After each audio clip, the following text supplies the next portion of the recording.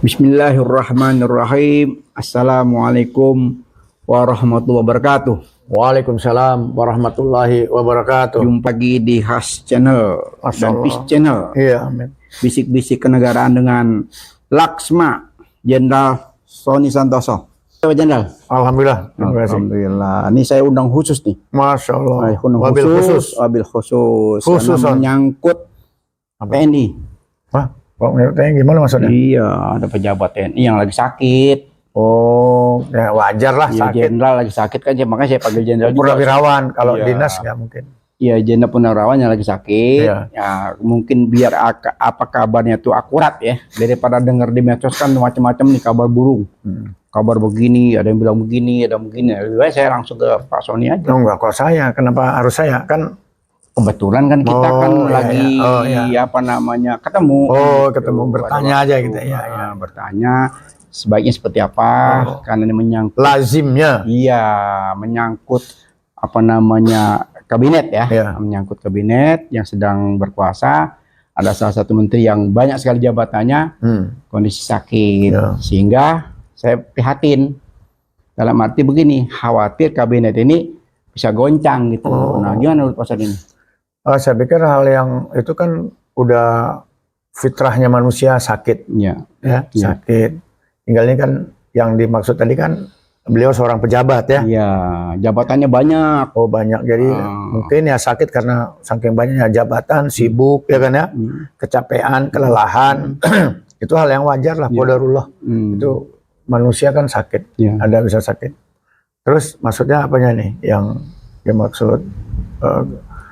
Pemberitaannya gitu? Iya, kepengen tuh kalau kabar itu kan banyak kabar burung nih.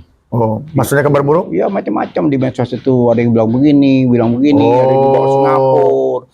Tadi pagi juga berita lain lagi. Sekarang ada di katanya SPAD di ruang Kartika lantai 2. Itu sampai sekarang saya kepengen dapat kabar yang lebih akurat gitu loh. Iya, intinya bisik-bisik ini kan buat pencerahan. Oh iya, jadi kalau mau jelas berita ini harusnya beliau ini kan seorang menteri, Menko, pasti ada juru bicaranya. Kalau dia di rumah sakit, ada humas rumah sakit. Jadi yang resmi aja. Itu yang saya maksud. Oh gitu maksudnya. Ya, jadi harus diinformasikan kepada masyarakat sehingga tidak timbul gonjang-ganjing, gosip. Oh, jadi maksudnya melalui sarana ini Habib menghimbau. Iya, pejabat publik itu kan publik kan harus tahu. Iya betul. Ya betul. Setidaknya kan kepengen tahu, penasaran kondisi sebenarnya seperti apa. Ya mungkin kita minta doa kepada masyarakat seluruh Indonesia supaya segera sembuh. Iya betul. Kan gimana pun juga. Saya. Beban negara ini kan besar. Utang juga cukup banyak. Beliau terlibat langsung banyak hal dengan utang ini kan. Gitu. Perjanjian internasional juga banyak beliau terlibat. Oh, jadi terhambat gitu ya.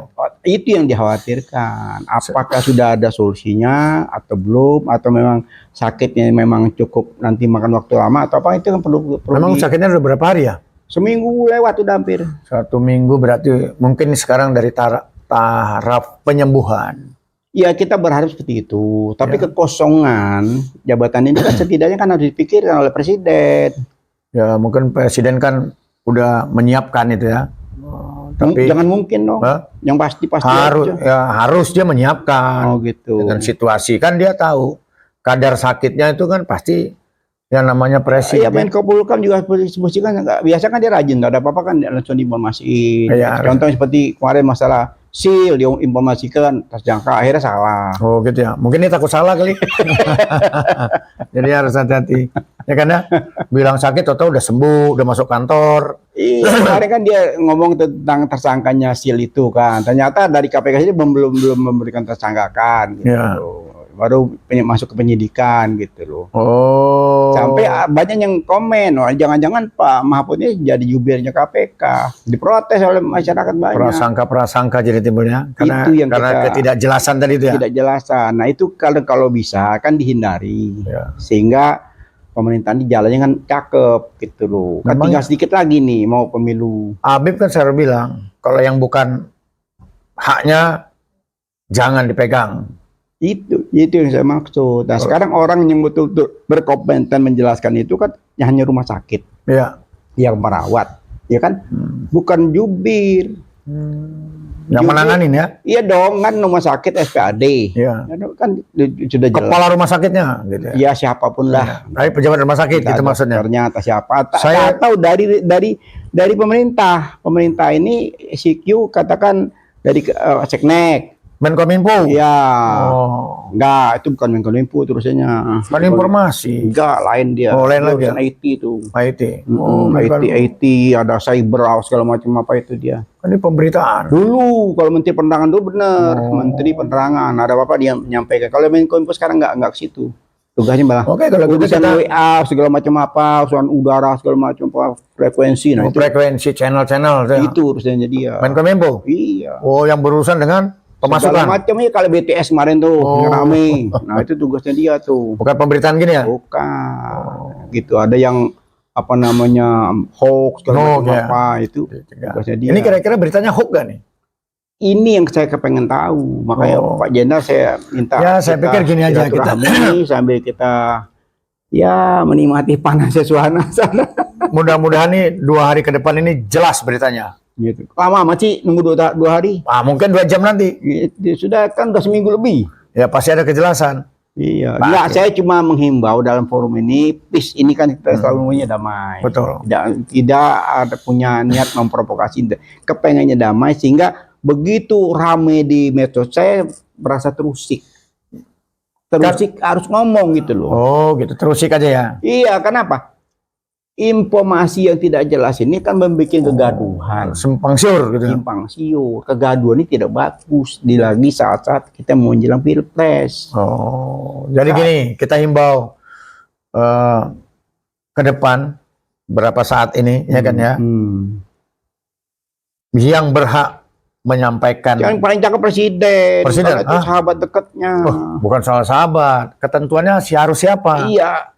Dia satu sahabat, kedua pejabatannya kan banyak di situ. Nah, setidaknya presiden itu menyampaikan mondok yang fungsi aja, jangan yang fungsi apa nih yang harus menyampaikan. Pertama kalau dia siapapun lah ya, minimal ya, yang berhak dari rumah sakit. Ya, nah, kalau dari rumah sakit belum mau, mungkin di rumah sakit minta izin dulu karena ini pejabat penting kan, minta izin dulu ke istana, boleh nggak diinformasikan kepada masyarakat. Kalau saran saya sebagai ketua LSMP, sebaiknya semakin cepat diinformasikan kepada masyarakat makin baik. Saya juga begitu, makin ada kejelasan. Nah, itu dia Pak Jenderal harus sebagai Pati TNI ini walaupun berapa kan masih kita perhatian, masih ada kaitannya kan. Maksud saya begini, kalau itu pemberitaan, siapa yang berhak dan siapa yang berkewajiban untuk menyampaikan berita-berita itu. Nah, tentunya kalau dia dinyatakan sakit, pihak rumah sakit, ya kan, dokter yang berkepentingan. Juga, Pak. Kalau dia pejabat negara, beda. Kok beda gimana? Belum tentu. Rumah sakit tidak semudah itu mengumumkan. Nggak boleh. Harus persetujuan dulu. Ya, silakan. Karena ini pejabat negara. Dia pejabat publik. Pejabat negara, pejabat publik. Publik harus tahu. Karena pejabat negara dan pejabat publik itu digaji oleh duitnya rakyat. Oh gitu. Gitu kan, yang dimaksud dengan pejabat publik. Oh gitu. Jadi publik harus tahu. Publik harus tahu. Iya. Ini kita kagak tahu nih, bingung nih. Iya, kita baru denger aja, kita kan nggak tahu. Iya, pengen tekan harus satu kepastian apa yang kondisi. Sekarang saya tanya, yang Habib tahu tentang berita itu bagaimana? Sampai detik ini beberapa narsum yang saya coba kontak. Lewat mana itu? Ya, lewat WA, lewat telepon. Ya betul sakit. Itu aja informasinya, betul sakit, SPAD. Waktu itu katanya mau dibawa Singapura, ternyata kabar beda lagi gitu loh. Nah itu jadi apa namanya? Perlu dijelaskan kepada publik sehingga tidak menimbulkan kegaduhan. Itu aja intinya. Ya, saya paham itu. Oleh sebab itu kita himbau. Ya, yang kan biasanya kan Menko Polhukam kan rajin kalau gini-gini. Harusnya. Iya, dia kok diem. Ada apa sih? Mungkin dia nggak punya hak untuk menyampaikan itu. Atau bukan kewajiban dia. Dan ini kan bukan soal hak dan kewajiban. Ya, kan itu sama-sama sama-sama di kementerian. Kan Habib kemarin ngomong sama saya, job description. Ya itu kan kalau tugas-tugas khusus. Ya, sama juga. Kali ini kan keprihatinan. Ada salah satu anggota yang lagi sakit. Ya. Nah masa yang ada anggota yang kena kasus yang buru-buru diumumin yang sakit kan itu Menko-nya kan ada humasnya. Kepala Biro Hukum, Kepala Biro Humas. Belum, saya sampai detik ini saya belum mendengar. Nggak tahu lah, mungkin saya memang tidak melihat atau apa. Wallahu alam. Oh, dari situnya belum Kelihatannya, tapi nggak tahu juga. Mungkin Pak Sadi lebih tahu. belum ada berita resmi. Nah sama dong kita. Ya, sama, baru lewat medsos. Berarti 11-12. Iya. Lewat apa yang dimana gambarnya lagi terbaring di rumah sakit. Ya kan? Terus ada yang menyampaikan dalam keadaan sudah membaik. Ya tadi juga ada semacam informasi dari apa namanya salah satu menteri ya. Nah, itu dia diwawancara wartawan, dia bilang kondisi dalam keadaan dia memang di rumah sakit dalam kondisi pemulihan gitu. Istirahat total. Tapi saya pengen tahu nih apa penyakitnya, kan dia nggak jelasin, hanya masih di rumah sakit dalam kondisi pemulihan, itu aja. Mau doanya gitu. Oh iya, jadi kita doain. Kabarnya cuma sedikit gitu loh. Begitu ya. Kebanyakan kan lebih detail, ada posisi. Kalau syukur-syukur ada yang ya setidaknya kan namanya pejabat negara sakit itu ada yang besuk ya. Ada besuk. Gitu. Pasti ada yang besuk lah. Pasti ya. Ya. Oh nggak ada beritanya? Ya mungkin nggak diberitakan. Kalau ada yang ini perlu diberitakan, ini tidak. Nah, gitu. Mungkin sakit jadi nggak perlu diberitakan. Ya mungkin karena sakit jadi nggak perlu diberitakan. Tapi kalau ulang tahun kemarin kan diberitakan. Oh gitu. Jadi setelah ulang tahun katanya kan gitu ya. Ada puyeng-puyeng gitu. Kecapean kali ya. Ya wajar lah. Jadi sama seperti yang tadi Menteri tadi bilang, itu kecapean, jadi tinggal dia perlu istirahat beberapa hari di rumah sakit gitu. Ya tapi kalau himbauan ya, semacam himbauan atau ya bisik-bisik politik negara kita ini menyampaikan kepada netizen kita khususnya dan elit-elit politik ya. Ya ini sebagai contoh ya bahwa hidup itu tidak selamanya gagah. Oh gitu, iyalah. Ya, tidak selamanya gagah. Mesti ada ya, sakit, sehat, gitu kan. Ini kan tentu semacam proses pembelajaran ya. Nah perlunya kita silaturahmi, besuk orang sakit, mengantar orang yang meninggal, itu kan untuk mengingatkan diri kita. Sama aja. Kita ini kan nunggu giliran aja nih. Tahun depan, besok, lusa, kita nggak tahu. Memang. Sakit nggak pernah diundang, perginya juga nggak pernah diantar. Ya, kemarin Pak Sony ini ngomong soal sakit ya, masih dari keluarga saya juga, belum lama suaminya meninggal. Ya, belum sampai 40 hari ini istrinya nyusul. Ya. Begitu suaminya meninggal, nggak berapa lama istrinya sakit, istri pun sudah nggak mau makan, dirawat di rumah sakit, kurang lebih lama, lumayan Cinta lama, istri. tapi belum sampai 40 hari meninggal. Karena sudah nggak mau makan, nggak mau apa, ya anak-anaknya bingung mau diapain.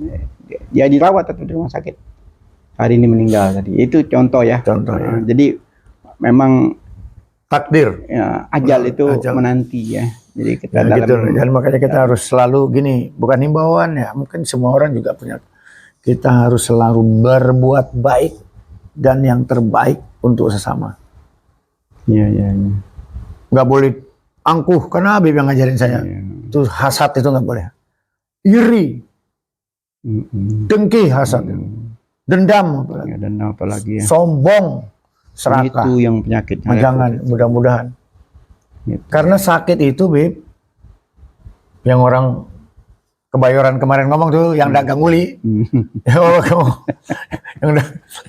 Bib, inget aja. Iya kan, Bib, sakit gak pernah diundang, ya nggak? Dia pergi gak pernah apa? Pulang gak pernah diantar katanya. Ya kan ya, jadi datangnya nggak kelihatan, perginya juga nggak ketahuan. Mungkin datangnya nggak pernah dijemput, perginya juga pernah diantar. Cerita. Apa itu? Nih ada cerita tentang maut. Maut ya gitu. Sedikit kita apa melenceng dikit ya. Nggak apa ya? Mau tahu siap kok. Habib kan. Jadi ada satu orang yang memang dia takut mati. Gitu. Oh, takut mati. Wajar lah takut mati.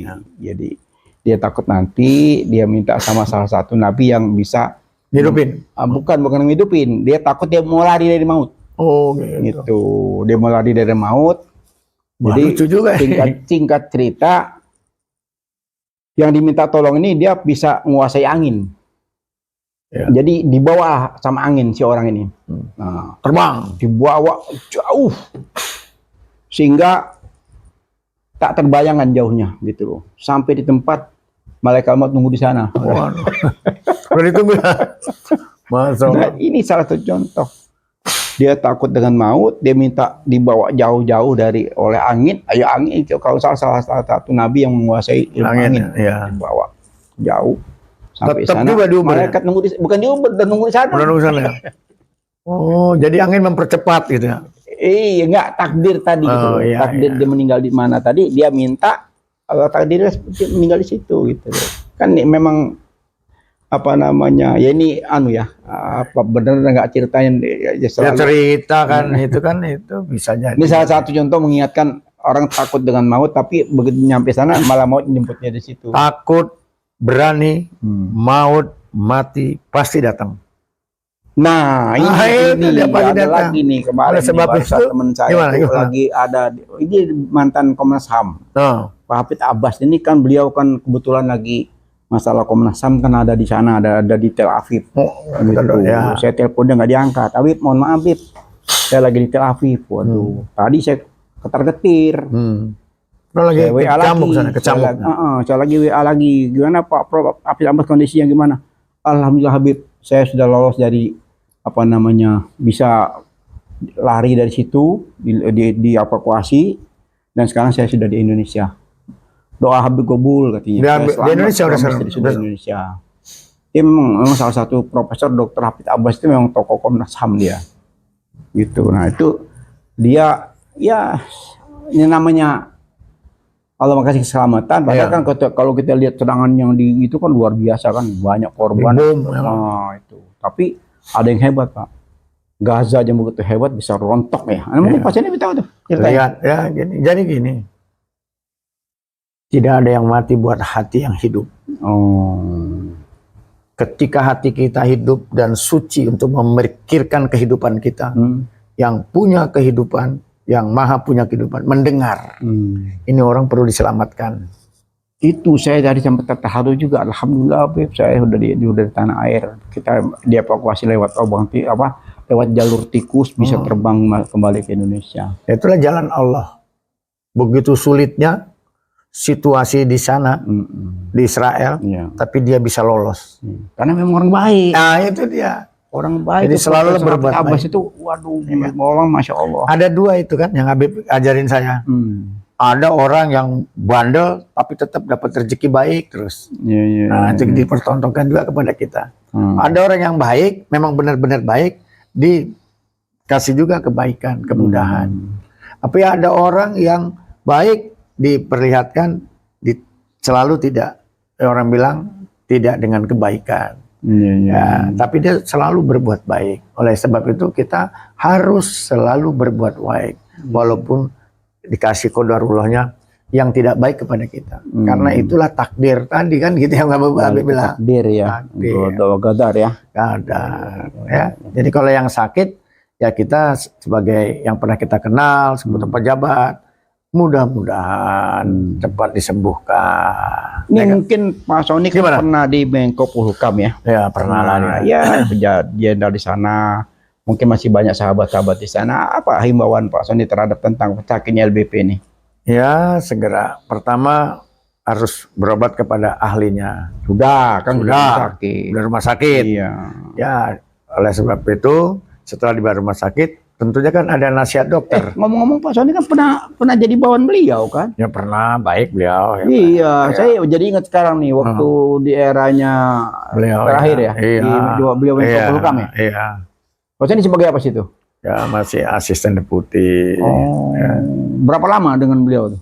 Ada 1 tahun. Wah, jadi atasan langsung dong? Iya. Masya Allah. Apa kesan-kesan yang pasti dapat dari seorang LBP? Ya, namanya kan di bawah asisten ada deputi, ada sekjennya, ada kepala-kepala yang lain. Ya kita dengar, tapi ya namanya menteri kan udah kan kesibukan banyak ya, keluar kemana-mana. Mungkin Pak Sony bisa cerita dikit tentang dia lebih dalam, ya, selama bekerja sebagai di situ apa yang ya kita ngomongin baik-baik aja lah. Ya baik, memang baik lah. Itu ya. Memang cerdas. Ya begitu menurut orang kan. Cuman kan dia kan banyak pegang Menko Polhukam, terus Menteri Investasi lah apa ya, mungkin ya dengan kesibukan itu kan. Ya bagi-bagilah. Oh gitu. Bagi-bagi pikiran. Jadi, kalau gitu memang kemampuannya di atas rata-rata ya? Itu ya saya nggak tahu. Ya, saya nggak pernah ukur itu. Oh gitu. Tapi yang nyatanya dia setidaknya kan kalau Pak Sony pernah di satu wadah kan tahu dong. Kita nggak usah berandai-andai. Apa yang kita lihat, yang kita nikmati, apa yang kita rasakan, bagaimana menurut Habib, bagaimana menurut saya mungkin ada perbedaan di situ. Oh gitu. Kan nggak tahu menurut saya terlampau banyak beban. Nah, mungkin itu juga yang menurut dibuat saya. ya. Jadi bebannya kerjanya itu terlampau besar. Harus dikurangin ya. Terlampau banyak. Ya namanya kapasitas manusia ya. Iya. Manusia ini kan ada batasan kan. Ya, Saya kalau setuju sudah itu. terlampau banyak, terlampau berat, ya pasti nggak mampu. Setuju aja. Saya setuju itu. Iya. Jadi jangan terlalu banyak. Iya. Jadi fokus misalnya satu. Apalagi sudah usia senja ya. Itu dengan beban yang begitu besar ya pasti. Tapi beliau masih sehat. Masih Ya, sehat. betul sehat. Sehat-sehatnya orang kalau beban terlampau besar. Dan banyak contoh-contoh lainnya yang kita lihat kan. Tiba-tiba dengan kesibukannya jatuh sakit. Kan ada orang seneng kalau dikasih banyak jabatan. Tapi ada juga yang nolak. Kalau saya lihatin dia bukan seneng. Wah. Mau nggak mau. Harusnya nolak ya. Kalau nggak kepegang ya. Memang apa namanya dibutuhkannya. Sebab kemarin yang kepala sekolah yang tempat Habib itu, ya kan? Dia kepala sekolah, terus di salah satu dia ketua yayasan, ya kan? Terus dia suruh ngajar. Kalau itu sih ringan masih ringan. Ya, tapi dia aja nolak tuh. Dia bilang capek, dia bilang. Oh gitu. Dia ngurusin yayasan yang satu, ya kan ya? Sementara dia jadi guru di sekolah. Ya setidaknya kan di usia-usia di atas 70 itu kan sudah apa namanya nggak bisa lagi diporsir ya. Pakai doping apapun ya nggak mungkin lagi kan. Tapi Habib kemarin Habib aja udah 72 kemana-mana. Masih sehat juga. Saya masih 66. Berapa? 60. Belum 70 belum. Oh, 70. Kita kan 11-12. Iya, tapi masih lincah aja. Alhamdulillah, ini gara-gara semangat. Oh, semangat ya. Nah, mungkin semangat itu perubahan. Oh. Semangat perubahan kita sampai mental kemana? Bukan mental, sampai kita kemana-mana kan? Ya, itulah semangat perubahan. Ya. Berarti merubah yang sakit jadi sehat. Iya, ya, gitu. Karena semakin usia tua, kalau kita tidak produktif, nanti loyo. Tapi jangan overproduktif juga, Iya, Bib, ya. betul. Sesuai kemampuan, Bib. Ya, podcast satu hari saya bisa 4 kali 5 kali. Wah, itu kan nggak macul ya. Kuat bisa. Kan cuma duduk gini doang. Ini yang bermain kan di kepala kan. Tapi kadang capek juga sih. Ya kan kudu minum, kudu makan, gitu kan ya. Harus cukup istirahat juga, jangan memikirkan ini terus larut-larut. Nah, mungkin Pak Sony punya ada kesan-kesan yang istimewa. Ya, selama dibawa dengan beliau. Apa kira-kira kesan yang paling menarik? Saya nggak ada diungkapkan di publik ini. Nggak ada yang buat saya nggak ada. Selama 1 tahun itu bukan waktu yang pendek, Pak. Setidaknya ada satu event atau agenda apa yang betul-betul pas ini merasakan wah. Gitu. Waktu itu belum ada yang ini kan beliau baru di sana juga kan. Saya juga baru. Habis gantiin Pak Tejo itu ya. Iya, nggak begitu kesan-kesan amat. Berganti Jenderal Pak Tejo, beliau masuk, udah lama pindah lagi. Nggak ada kesan-kesannya apa ya? Gitu. Ya berjalan sesuai aturan aja. Iya. Jadi nggak ada kesan-kesan khusus ya. Belum ya. Belum. Atau emang belum kebetulan nggak ada. Nggak ada. belum ada. Oh, belum ada. Pada waktu itu. Iya. Ya kan belum ada. Saya penasaran aja, pengen tahu nih apa gitu. Belum ada pada waktu itu. Masih ya kan.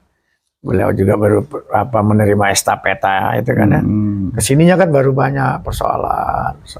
Oh, nambah ya. Iya. Semakin banyak tugas itu makin investasi segala macam, situ dia berada beban banyak. Oh iya. Menteri Maritim, Menko Maritim. Iya. Menteri waktu di Polhukam mungkin waktu kondisi masih Menko aja. Nggak terlalu ribet ya. Menko tapi kan membawai beberapa kementerian, artinya itu yang koordinasi sama Polhukam kan. Ya itu tadi hukum, ya kan, TNI Polri, yang berkaitan dengan ngomong TNI Polri ini kan sebentar lagi kan pemilu nih.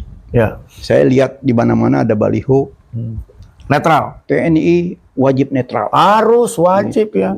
Kemarin diucapkan juga oleh Panglima bahwa sudah diinstruksikan di seluruh Kodam. Gitu. Saya lihat sendiri betul ada tuh. Ada ya. Jadi TNI harus netral. Ya. Nah kira-kira menurut Pak Jenderal gimana nih? Harus netral. Wajib. Bisa nggak? Bisa. Yakin? Ya yakin, harus yakin kita. Oh gitu ya. Kalau dia tidak netral kan nanti rakyat. TNI ada karena rakyat. Jadi TNI besar karena rakyat. Iya. Karena rakyat. Jadi rakyat harus mencintai TNI, begitu juga TNI harus mencintai rakyatnya. Tapi kalau lihat akhir-akhir ini banyak macam-macam kejadian, gimana Pak? Ya itu kan namanya juga dalam tugas ya. Ya mungkin ada kesalahan sedikit-sedikit lah. Jadi cepat dikasih tahu. Ya kan, jangan sampai satu di Republik ini, satu jangan menyakiti rakyat. Dari yang kecil menyakiti satu, menyakiti rakyat. Jadi kecil, 2 kecil, 3 kecil, 4 kecil, 5 kecil, jadi 5 orang nekat. Itu rakyat itu. Oh gitu ya. Ya, ini yang harus kita hindari. 1 orang takut, tambah 1 orang takut, jadi 2 orang nekat. Itu rumusnya tuh ya? Iya begitulah kira-kira. Jadi kita jangan melayani, jangan menciptakan, ya kan ya, hal-hal yang buruk terhadap orang-orang yang takut kepada kita. Orang yang takut ini satu kita harus ayomin dulu. Karena nanti kalau kita tekan lagi yang takut ini jadi 2 orang takut. Tambah 2 orang takut jadi 4 orang nekat. Itu yang kita harus cegah. Iya. Ya. Itu harus perhatikan ya. Nah, ini bangsa Indonesia ini. Ada itu kalau di mana di kodam-kodam tulisannya patah tumbuh hilang berganti. Hilang 1 tumbuh 1000. Ini semboyan-semboyan itu kadang-kadang sepele tapi itu melekat kepada rakyat. Dan itulah bangsa Indonesia. Yang terdiri dari bersuku-suku, ratusan sukunya. Begitu juga bahasanya. Ya, dia kalau udah bersatu nih, wah. Ngomong-ngomong bersatu, saya lihat sekarang nih luar biasa ya. Nanti dia bersatu pasti dia. Mendukung Amin ini luar biasa ya. Ya itu ya kelihatan ya di situ ya. Tapi juga yang biasalah dalam pemilu kan ada senang, ada tidak. Apa istilahnya? Pro kontra. Pro dan kontra. Ya kan ya. Tapi mudah-mudahan terhindar dari NPWP. Nomor piro, wani piro. Wah. Jangan lagi, udah cerdas. Ya kan ya, udah cerdas. Oh gitu ya. Iya, udah cerdas. Ada yang masih itu kemarin yang Habib ngasih tahu sama saya itu ada bagi-bagi sembako, ya itu lagi orang lagi kaya itu. Ya kan ya? Yang menyedihkan bagi-bagi duit tuh, kasih duit begini ya. Itu pembodohan itu namanya. Pembodohan. Iya. Ya, padahal amanat undang-undang ya kan ya? Republik ini didirikan ya kan, pertama untuk melindungi segenap tumpah darahnya. Coba lihat di pembukaan ya kan? Iya, betul. Mencerdaskan kehidupan bangsa. Iya. Meningkatkan kesejahteraan rakyatnya. Gitu ya. Baru ikut melaksanakan ketertiban dunia berdasarkan perdamaian abadi di Republik sendiri dan keadilan sosial. Kita udah capai itu, Bu. Itu tugasnya pemimpin yang diamanatin oleh rakyatnya. Jelas kan? Sederhana amanat undang-undang itu. Jadi kalau ada pemimpin yang keluar dari koridor itu tidak layak jadi pemimpin. Jangan jadi pemimpin. Nanti kan dinilai kan setelah 5 tahun bekerja. Harusnya penilaian itu nggak harus nunggu akhir 5 tahun. Enggak. Ya, tiap saat. Ya kan? Bagi rapat berapa bulan sekali? 3 bulan. 3 bulan nilai, evaluasi. Siapa yang nilai? Siapa? Kan ada kalau diterapkan. Siapa aja pejabat dinilai. Oh gitu. Kan ada pemeriksa. Oh gitu. Itu BPK. Oh situ. Ya fungsinya jalan nggak? Kan gitu. Tiap 3 bulan. Kalau nggak mahasiswa 1 semester. Evaluasi. Apalagi UN, ujian nasional. UAS, ujian semester. UAS, ujian akhir semester. Akhir semester ya. Semua itu orang-orang hebat-hebat itu. Kalau saya ingat kalau ngomong UAS itu ingatnya Ustadz Abu Somad. Ya macam-macam ada yang dipelesetin, ada gitu macam. Gak boleh. Ya. Jangan selalu menjelek-jelekan nama saudaramu. Nah, hati-hati. Gak boleh. Iya. Jelas ya. Sampai sini saya pikir paham ya. Amanat undang-undang tadi itu tugas. Jadi sebetulnya pemimpin itu pelayan masyarakat karena dia digaji dari uang rakyat. Iya. Ya kan? Nggak usah pakai diminta. Jadi misalnya ini Habib kemarin, itu lurah itu baik, kita dapat sumbangan. Kan Habib ngomong itu mah bukan duit lurahnya, itu duit negara melalui lurah. Lurah lewat gitu ya. Lewat situ, ini bang, lurahnya baik, nyumbang rakyatnya. Ya bohong lah gitu. Memang kok punya duit ya banyak segitu. Duit negara dari rakyat untuk rakyat. Kembali ke rakyat ya. Ini yang keliru. Tapi sekarang gimana, Bu? Salah nggak saya? Kalau saya tolong perbaiki. Saya bingung. Oh bingung. Nggak, saya nyampein ini salah nggak? Iya, saya bingung sekarang, rakyat banyak menderita, sementara elit politik berpesta pora. Mungkin nasibnya lagi menderita dia. Iya, kalian kemarin dengan kita melihat diri ke bawah dia kayak apa penderitaan rakyat, sementara di atas elit politik mereka berpesta kan tadi saya pora. sampaikan bahwa pemimpin kita itu adalah sesungguhnya pelayan masyarakat, yang diamanati untuk melayani masyarakat. Dari mulai RT, rukun tetangga, kan udah dapat ya, rukun warga, kepala desa, kelurahan, kecamatan, kabupaten, bupati, terus naik ke atas, terus naik ke gubernur, terus naik ke menteri, naik ke presiden. Itu semua amanat ya dari rakyat. Mereka pejabat-pejabat digaji dari uang rakyat. Oleh sebab itu jadilah pelayan yang amanah untuk rakyat. Itu harapan rakyat. Harapan rakyat harapan gitu. doang. Iya, harapan. Masih harapan. Ya terserah itu. Ya, mesti ada loh. Kita harus jangan putus asa. Oh gitu ya. Nggak boleh. Optimis. Yakin pasti akan datang itu kebaikan. Oh gitu ya. Kalau niatnya kita memang baik. Selama ini saya masih merasa harapan doang nih, harapan. Enggak, pasti datang. Ada nanti. Nanti tunggu waktunya. Lama pasti nih. Ya, kalau nggak jangan buru-buru, namanya juga proses. Oh gitu ya. Kalau mau cepat-cepat ya sama, memang nggak semudah numplekin begitu. Oh gitu ya. Jadi kudu sabar. Kudu sabar. Iya. Sabar terus. Tapi mesti ada, mesti dia akan datang. Gitu ya. Pasti dia. Jadi kalau memang kita kembali lagi ke jalan agama, pasti kebaikan sabirin ya. Innallaha ma'as sabirin. Jadi nggak usah disebut-sebut. Hilang kesabaran saya. Iya. Salah ya. Tunggu aja. Ketika kita ngomong hilang kesabaran saya, di situ hilang rezeki kita. Padahal itu udah mau datang. Tenang aja, kita lihat senyumnya. Dan itu pasti datang. Bisik-bisik kenegaraan ini kita akhiri dengan innallaha ma'as-sabirin. Jadi sesungguhnya orang-orang yang bersabar itulah akan mendapatkan keberuntungan dan kebahagiaan. Dari yang punya kebahagiaan. Yang punya kekuasaan. Kebahagiaan. Dan kekuasaan. Iya, siapa itu? Hanya satu. Iya itu. Jadi saya aja kan Nabi yang ngajarin. Jangan minta sama saya. Gitu.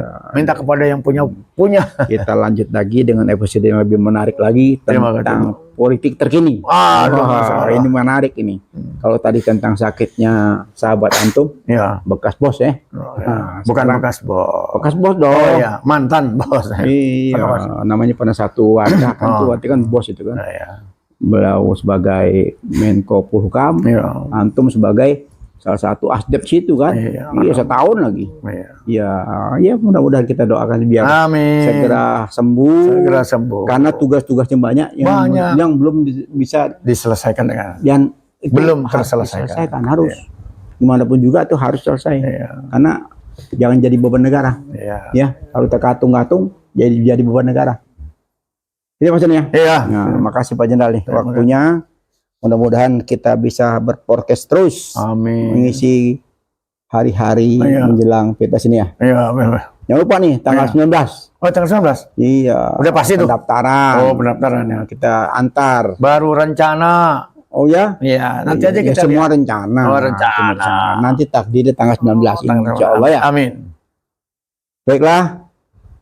Yang ingin menyaksikan langsung pendaftaran calon presiden dan wakil presiden Anies Baswedan dan Gus Imin untuk menghadiri di KPU tanggal 19 Oktober 2023. Mudah-mudahan bermanfaat buat rakyat ya.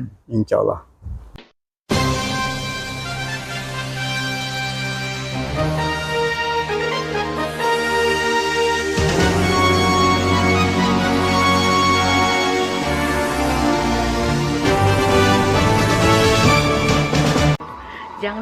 bisa di subscribe, like, comment, share, dan tekan tombol loncengnya.